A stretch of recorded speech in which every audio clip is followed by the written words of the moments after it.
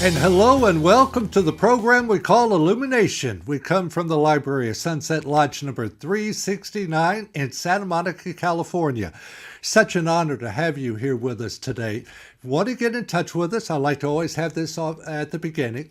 You can by going to our website, sunsetmasoniclodge.org. That's sunsetmasoniclodge.org. Or send us an email. It's a little bit differently. It's sunsetmasoniclodge369 at gmail.com. That is Sunset Masonic Lodge 369 at gmail.com. And as always, we would love to hear from you and hear what you think. My name is Les Jones, the man behind the hot seat, so to speak, as our director. And for today, he's going to be a co-host of ours, Brother Michael Woback. My name is Les Jones. We have an exciting half an hour for you. At least for me, this is something brand new to me, and I really look forward to finding out a lot more. And we're so honored to have this wonderful person on with us.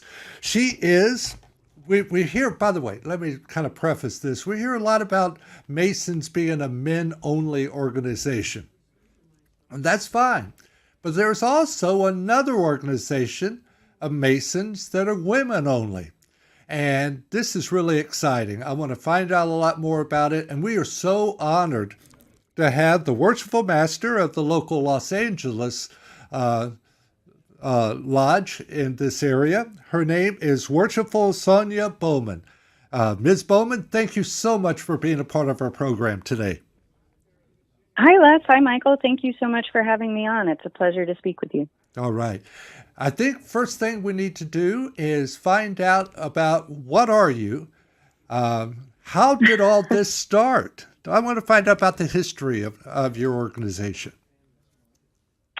The Women's Grand Lodge of Belgium was founded by the Women's Grand Lodge of France, and they were chartered by French Masons. So it is a different lineage than what most American Masons are used to hearing about, because American Freemasonry was founded out of England.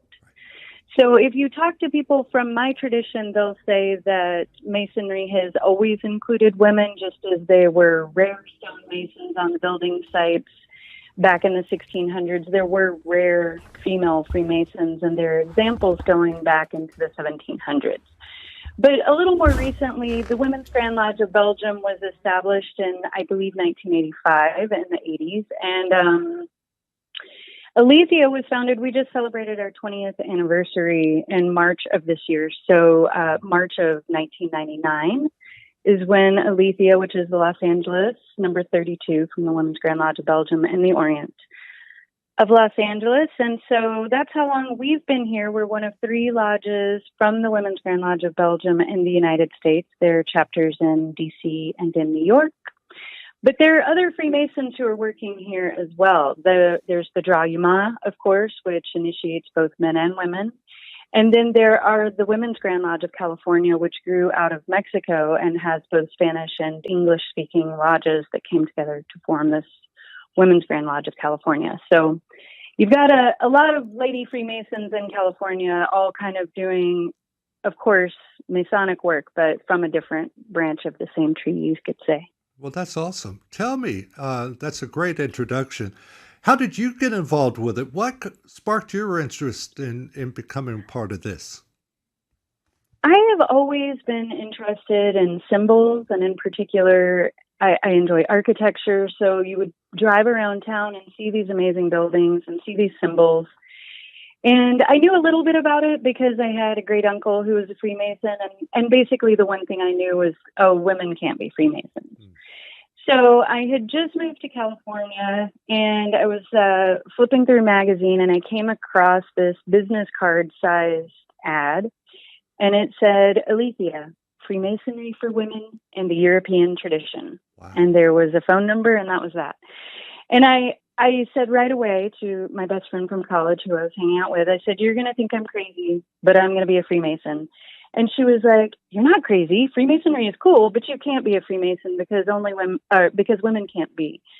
And I said, you're wrong. This ad right here says it all. And so she and I both wrote our letters at the same time. We're what I don't know if you guys call us twins. We were initiated at the same time. We went through the interview process kind of side by side, but I just really aligned with the values right away. I want to be the best version of myself I can be, to support my family, to support my community, to support my world. And I just knew somehow that it was for me, and it really has been for me. It's been an amazing experience. That's absolutely wonderful. Brother Michael, do you have anything to bring up on this? I need to give him a little bit more. He always catches me off guard. 'Cause I'm out here trying to manipulate cameras and sound stuff, and so he always kind of comes to me and catches me a little bit. No, not necessarily. I think that, again, there have been women historically in Freemasonry, and even in regular Masonry, a few women over the years, which is an interesting thing. Some of them by accident, some of them snuck in and saw the ritual, and then Mason said, okay, since you already know, we'll make you a Mason. But I think that it's really great. I think a lot of the younger people in our fraternity are definitely excited about the possibility of having, female Masons and meeting at Sunset Lodge, as a matter of fact, which we're very supportive of. So I think it's a really great thing, and I think that that's changing a lot in terms of modern Masonry. Now, in terms of co-recognition, things like that, as we've discussed before, Masonry takes forever to evolve, and I'm not sure we'll see that happening in our lifetime with the mechanism that it takes. But I think certainly it's a big asset having them at our lodge. We're hoping that they'll be more involved with some of our social events and that we can really build a strong relationship. So I know that that's our personal goal. So welcome, and we're glad you're here. Right, and I think that's where it starts. Yeah. I don't really, to be honest with you, I don't really think it's super important.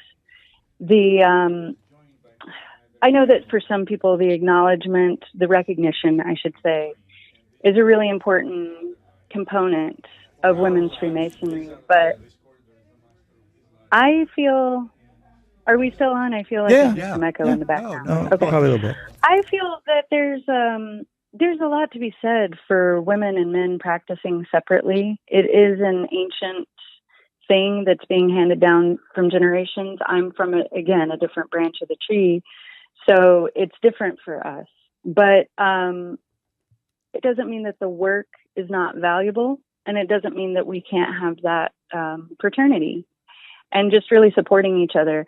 I think that one of the things that a lot of male Freemasons don't really necessarily get behind is because in their mind they feel like there's already an answer for women among American Freemasons, which is the Eastern Star.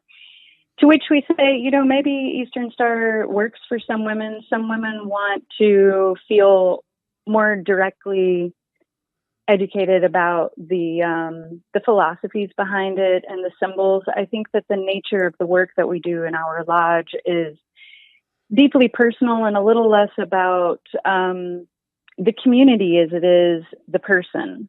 So like for our lodge, for instance, you have to write a paper to be considered by the lodge, and you have to go through 3 separate interviews. And once you have been voted on to become an initiate, then you have to take instruction over the course of a year. And you're expected to write what we call a piece of architecture, which is basically you pick a symbol or a philosophical topic and you do a journey with it and you learn what you can from it. And, there's a lot of things out there that you can read, online. We encourage all of our profanes and EAs and fellow crafts not to read things online, to just really tune into their inner selves and teach themselves what they can, because there's always going to be time to read about those things later on. But in this way, it provides a space that is totally unique from anything else that someone can experience in the world. And it's just really, I always tell people who are expressing interest, we have nothing to teach you. All we can do is provide you a space where you can learn what you need to learn. Wow. And so in that way, it has been really amazing to be a part of this community of totally different women from all different walks of life, but all with a similar goal of just becoming the best versions of themselves that they can. And I think that many of your brothers would recognize that we are all interested in bettering the world. The charities that we choose to support tend to be for orphans, but we've also helped out with pets and different, of course, weather tragedies and things like that, as the community needs us, we try to be there for people in that way. So it's, I think, a good use of time. It is a lot of time. We ask when people express interest in joining our lodge that they take a calendar, they look at their third Saturday, and they draw a circle around it, and nothing gets in the way of that Saturday because you're there at 11 a.m. for instruction. We open our workings at 1. After we close workings, we share a meal together, and the apprentices are expected to stay after and clean up after all that. And, it's a lot mentally just being there. So when you go home, you're not really going to want to be going out with your friends and all that kind of stuff. So it is a big commitment of time, but, good things take time. And with time, when you see the masonry start to work on you, you start to see your passions kind of being quelled and utilizing these tools that we've been given to shape the way that you think and the way that you contribute to your community. It's really a wonderful thing to see people get better. Great people get better. I think that the American Masons use a phrase I saw. Sometimes I'm looking for images and it's like, Freemasonry, is this a quote? Maybe you can correct me. Freemasonry takes good men and makes them better. Right? That's it. That's a good one. Real good. Well, wow. I think that brings up a couple of interesting points, too, about Masonry in general, and that's that we're not necessarily an organization that's about rehabilitation. That our goal is to take people that are already trying to do the right thing and just give them the tools and the knowledge and the experience to be able to sort of use those gifts to the greatest to change the world for the good, as opposed to trying to take a criminal and turn them into a non-criminal and so forth. Right. And I really like the idea of, hence the good person. Let's use person instead of man, since we'll take a good person and make them better tonight. And then I think that the other thing, and I applaud you guys for doing this, I think that the idea of maintaining some standards. I think a lot of organizations, the Eastern Star, which we were a part of, my wife and I, and even honestly, a lot of the mainstream Masonic organizations have really dummied it down incredibly from what it used to be. Yeah. So everything is just, wham, bam, you're a Mason. Scottish Rite does that now in LA, where maybe they've changed it since I was there, but somebody say you're a 32nd degree Mason. See, that means I had a half an hour and $100 in my pocket. That's about what it was. Right. And it's a shame because I think that you're not giving people something to strive for. You're not giving them that. And there's something important in having something to actually work for and then feel you've achieved it, as opposed to something just handed to you. And so I think you guys are on the right track with that. And I think that that's really exciting. I'd like to see our lodge move in that direction, or our fraternity as well. And we are a little bit here, but it'd be nice to see the Grand Lodge supporting that maybe even a little bit more. So I think you guys are doing it right. That's exactly the way that I think it should be done. Well, thank you. I really appreciate what you said about that feeling of achievement. And that's something that has been such a big thing for me in my life, is that, when Masons come in, we're very quick to tell them, like, this is not going to better your career. We're not here to exchange business cards and all that kind of stuff. This is not, because that's a big perception that a lot of people have, is that, oh, you scratch my back, I'll scratch yours kind of idea behind Masonry, that it's just a social club and we're just going to help each other in business. But it can help you in business. And the reason is because as you volunteer with your lodge and as you do your work and you start to move ahead in your Masonic path, that feeling of success that you have, it just reverberates into your career, and I have been a photographer for more than 20 years. I've had career ups and downs and all of that kind of thing. But it wasn't until I became Worshipful 3 years ago that I finally felt the confidence to go out and get that job leading a department. It's just that my skill set had been there, but the confidence wasn't there, So I think that there are plenty of benefits from Freemasonry. Some of them we even say, you're not going to have that, but you can, because having confidence in your own abilities, it really makes you more effective out there. You can do more good.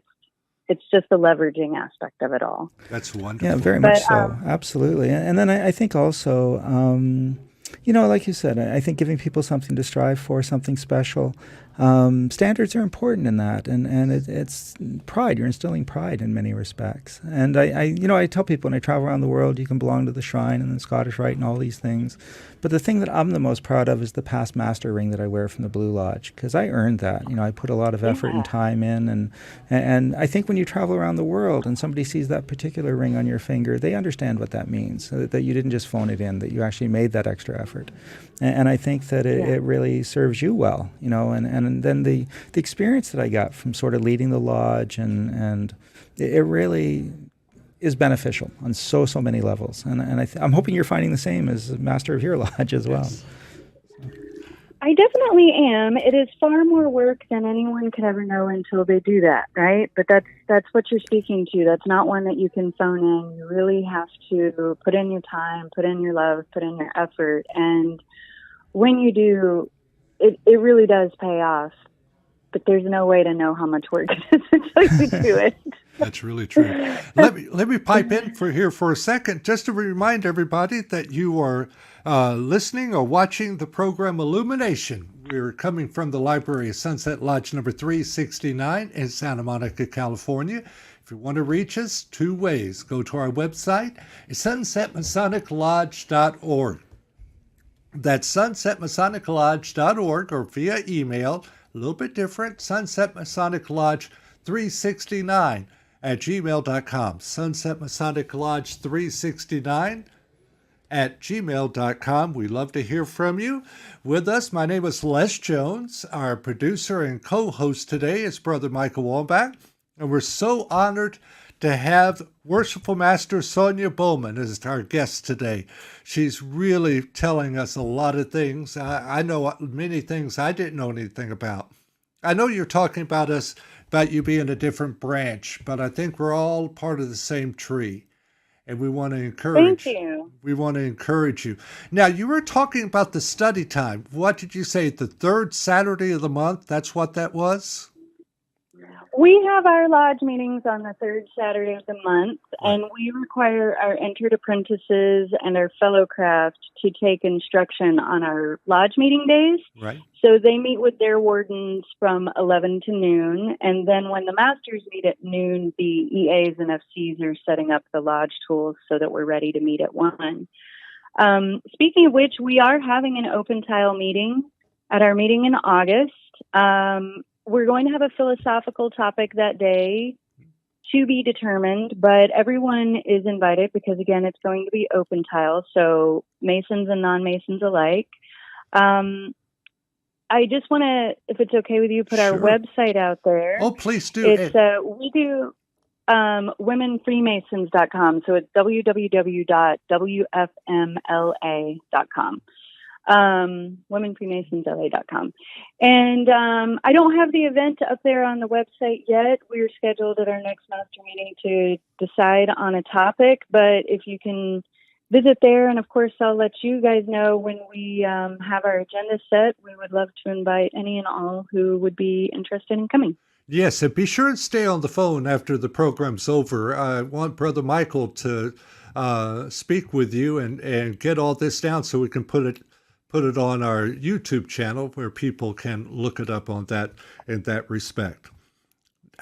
Thank you so much. You bet. So what was it like in your traveling through the degrees, being an entered apprentice and a fellow craft and a master? Tell me about your journey along the way.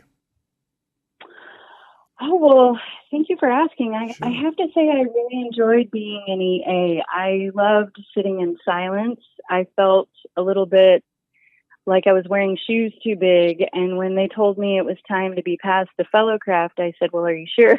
Really? Because I really would like to sit here in silence for another year. But, my lodge needed me. Sometimes there aren't enough masters to even open the workings in a new lodge. So they said, you're ready. You just, sometimes you have to do it. So as soon as I was made fellow craft, I took a post of Master of Ceremonies. So I got to have a post within the lodge during my fellow craft year, which was a real honor. When you get in there and you're doing the operative work, it just comes alive so much more. And then I was raised master, and that was without a question, one of the most transformative experiences of my life. One of the things when I'm talking to people who are expressing interest in Freemasonry is please don't read ahead. Right. Please don't read about the rituals. There's nothing incendiary. There's nothing like crazy, but it's meant to be experienced, not read about. And if you really don't know anything about it, it really can make you have an epiphany. And that's exactly what happened for me. Well, I know myself, I ran across that very same thing. I was speaking with my dad one time, who's a 40-year past master of his lodge, that, a lot of people know a lot of things and post them on the internet about this and that, but that's sort of like knowing the words of the song, but not knowing the tune. And yes. Does that make sense? Yes, exactly. So I know when I was... I think there's another element to that too, and I think that she's absolutely right. Because I always tell people the same thing. When I got my degrees, I didn't read ahead. I didn't research anything. In fact, I didn't even visit the lodge, even though I was invited. So when I was brought from darkness, that was the first time I'd ever seen the inside of a lodge room. And I think that the degrees do better when you're present. And I think that when people research the degrees and they're reading, Duncan's rituals or something, and the thing I look at when I see them get the degrees is they start to anticipate. They're starting to look forward to that next part to come. And I think it just takes them out of that moment. And it's to their detriment, I think, in all honesty. So I think you're absolutely right about that. I think that for some people, the biggest thrill is the finding out the secrets. And so I try to let people know right away, there really are no good secrets. There's no good secrets. I know. That none of it will make any sense. I love the analogy, Les, that you used about the song because, you can read those lyrics all day long, but until you see it performed live, it's not going to move you, not at all. And that is one of the things that I love about the work that we do. I grew up very religious. I don't practice religion personally anymore. And I think for me, one of the things that I find very appealing about Lodge is that it answers that kind of spiritual call for me, is that we're all working together to bring more light into the world, to be a better place and all of that kind of thing. And the ritual to me is very comforting and interesting, but I don't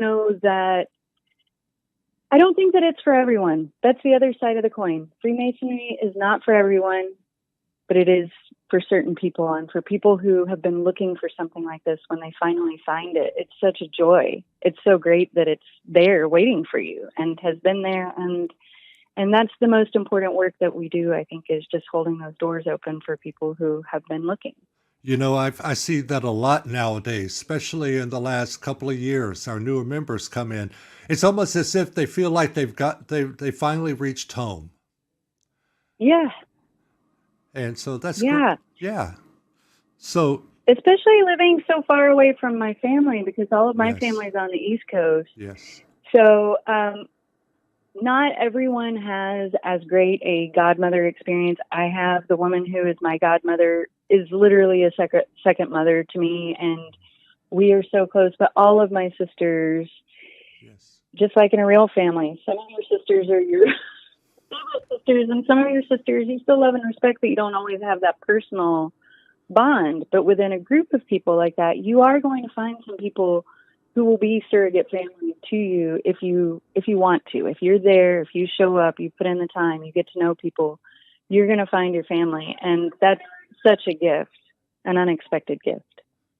That's really great. It's wonderful to hear. Now, if somebody wants to become part of your lodge or wants to find out more about it, how could they do that? Our website tells you, I think, about as much stuff as you need to know. So again, that one is www.wfmla.com. But just to walk you through the process. Sure. Basically what we ask for is a bio and a statement.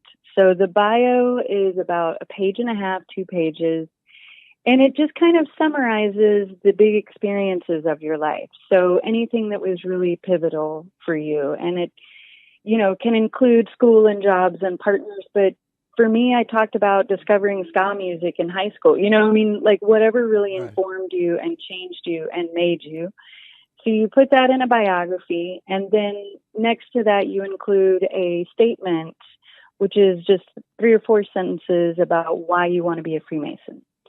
And when we receive that, we read that in Lodge. And sometimes we just ask for a rewrite because we feel like somebody didn't go as deep or as personal as they maybe needed to. They viewed it more of like a job interview. Right. But most of the time we say yes. I mean, if you were knocking, we're going to do our best to let you in, you know? And so once your biography is accepted, we ask for your dues because we do charge initiation fees and annual dues. So we ask for the initiation fee up front to make sure that, you know, you're serious, because the next thing that we do is we ask each of our master sisters, 3 of them, to take time out of their schedule to meet with you, to interview you. We do 1 personal interview, 1 philosophical interview, and 1 societal interview. Oh, wow. And then those sisters write reports, and those reports get read in Lodge. And if those reports are accepted, then we invite you in for a blindfold interview. And you are literally, just like when Michael was saying, he didn't see the inside of a lodge until you see the light. That's our goal. Right. So they are brought in blindfolded and submitted to all manner of questions. And again, usually we're doing our best to let people in. So by the time you made it to that point, you've been on this journey, you really want it. And so yes, it's a rare person that is turned away. But after the blindfold interview, the masters hold a vote. And if the vote is a yay, then the initiation is scheduled. And at that point, you go from being a profane to being an entered apprentice. Wow, that is absolutely wonderful. It's so good to find out more about what your organization is about and what it's involved to join it. Once again, if you are watching on YouTube, Brother Michael will have all the information down at the bottom. If you're on Spotify or iTunes, you might want to check the YouTube channel and get all the info. We want to have as many people as possible that are interested be able to look it up and get even more information. If you have one final thought that you'd like to pass on to our listeners and our viewers, what would that be for us? That's a tough one. I'm good at throwing those out. That is a tough one. I will reiterate my invitation because it is an open tile meeting on the 3rd Saturday of August. Agenda to be determined. Right. And I just want to say thank you to you brothers. I feel a little out of place calling you brothers because I know that you are from a different branch that we are, and the fact that you are looking to recognize us in some way and some time frame, it means a lot. It really does. And I really appreciate you seeing us, seeing the work that we're doing, and celebrating us, because we are, in our view, all part of the same family, and yes, we think that the more Masons in the world, the better, and that's what we're going for. There you go. Well, I know in Masonry, what we believe is truth is our truth. And my truth is we are your brothers and you are our sisters. And it's such an honor to get to know you. You bet. Well, that's been our program today. Our guest has been the Worshipful Master of the local, how is it pronounced? Aletheia Lodge, right here in Los Angeles, Worshipful Sonya Bowman. And that's been our program today. If you need to reach us, go by our email at Sunset Masonic Lodge 369 at gmail.com. It's been a great program. Thank you for being a part of it. Thank you, Brother Michael, for all your help. We'll see you soon.